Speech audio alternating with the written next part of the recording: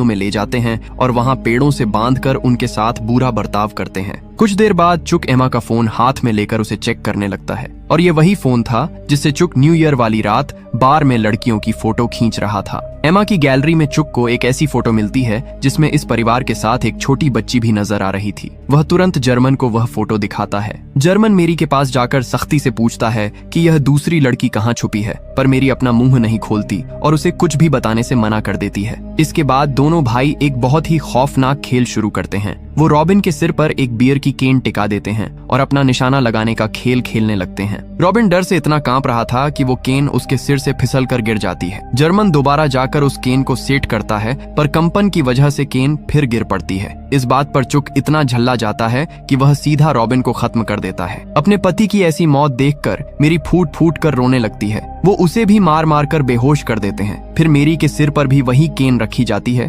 और इस बार जर्मन निशाना साधता है। जब उसके 2 निशाने चूक जाते हैं तो वह गुस्से में मेरी को भी खत्म कर देता है। बगल में ही एमा बेहोश पड़ी थी तो जर्मन बिना किसी रहम के उसे भी शूट कर देता है। इन तीनों को बेदर्दी से खत्म करने के बाद वो ओनली को ढूंढने के लिए टेंट की तरफ लौटते हैं, पर ओनली वहां नहीं थी क्योंकि वह डर के मारे रोते रोते जंगल में कहीं दूर निकल गई थी। ओनली को ना पाकर दोनों भाई हार मान लेते हैं और वापस अपने घर लौट आते हैं। इसके बाद स्टोरी फिर से प्रेजेंट टाइम में लौटती है, जहां चुक इवन पर गन तानकर उसे अपने साथ चलने को बोलता है, पर इवन मौका पाकर उसे जोर का धक्का देता है और अपनी जान बचाकर भाग खड़ा होता है। चुक तुरंत इवन पर गोलियां बरसाते हुए उसके पीछे भागता है, पर इवन तेजी से दौड़ते हुए काफी आगे निकल जाता है और एक सुरक्षित जगह देखकर वहां छुप जाता है। इधर जर्मन भी सैम का पीछा करते करते उसी दिशा में आगे बढ़ रहा था, लेकिन चुक इस बात से पूरी तरह अनजान था कि उसका भाई जर्मन भी उसी जंगल में मौजूद है और सैम के पीछे पड़ा है। तभी चुक को झाड़ियों के पीछे हलचल महसूस होती है और वह उसे इवन समझकर गोली चला देता है, पर हकीकत में वो गोली उसके अपने ही भाई जर्मन को जा लगती है। जब चुक पास जाकर देखता है तो उसके पैरों तले जमीन खिसक जाती है